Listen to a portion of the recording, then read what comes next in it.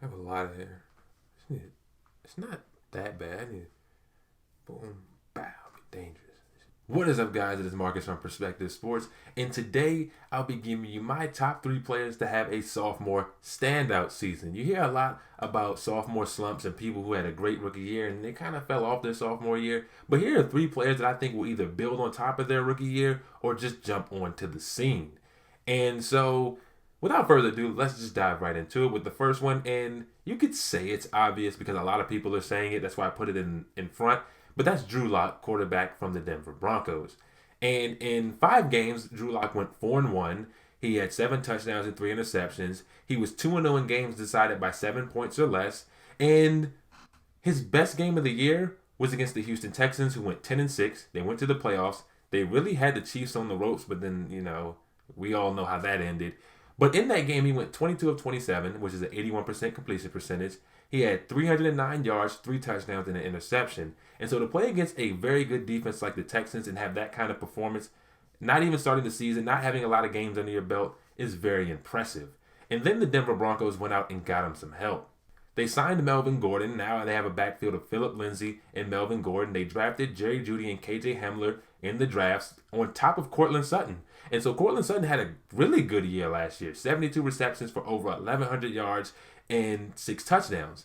And so when you add 2 young receivers on top of a player like Cortland Sutton, who really jumped onto the scene, this receiving corps is building into something very nice. I think Jerry Jeudy will have a very good rookie year. I think Hamler will be able to find his role.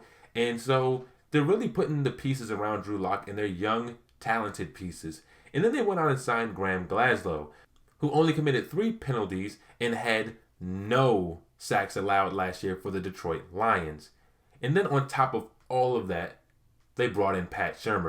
And don't confuse head coach Pat Shurmur with offensive coordinator Pat Shurmur. Offensive coordinator Pat Shurmur got the most out of Case Keenum, and that Vikings team was very good, and he got Case Keenum to play at a high level. And so giving him a young prospect like Drew Locke, with all the young talent around in that offense, I think Drew Locke will have a very good season. And my prediction for Drew Locke will be 3,750 yards, 24 passing touchdowns, 11 interceptions with a 66.7% completion percentage. Next, we have Devin Singletary, the running back for the Buffalo Bills. And last year, he had a good season. He played in 12 games, started in 8, and in those games, he had 151 carries for 775 yards and 2 touchdowns. He also got involved in the pass game, catching 29 passes for 194 yards and 2 more touchdowns. And this year, he won't have to worry about splitting time with Frank Gore, meaning that he'll be able to see more than just 49% of the snaps, which means more opportunities. And in the limited opportunities he had last year, he played extremely well.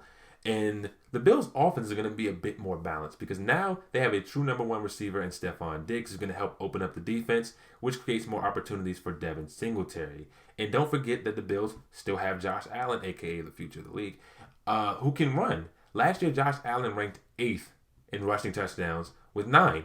And so they're going to be able to incorporate more of the RPO in there. And I think there's going to be more touches for Devin Singletary. And he's really going to show that he's one of the top young running backs in the NFL. So my predictions for Devin Singletary are 1,290 rushing yards, 8 rushing touchdowns, 40 receptions, 315 receiving yards, total yards at 1,605, and total touchdowns at 11. And so I'm very high on Devin Singletary. I think he'll fit really well with this Bills offense. And now let's move on to our third and final. Finally, we have Greedy Williams, cornerback for the Cleveland Browns. And when you look at the numbers, they don't necessarily jump off the page. 47 tackles and 2 passes defended.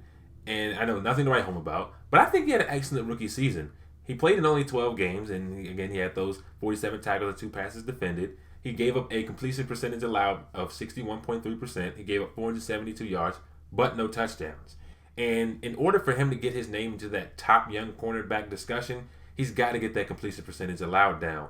When you look at other guys under the age of 21, you've got Jair Alexander at 53.6%. You've got Marshawn Lattimore at 50%, and you have Tre'Davious White at 50%. And so Greedy Williams has to get that completion percentage number down, and I think he'll start to chop into it this year.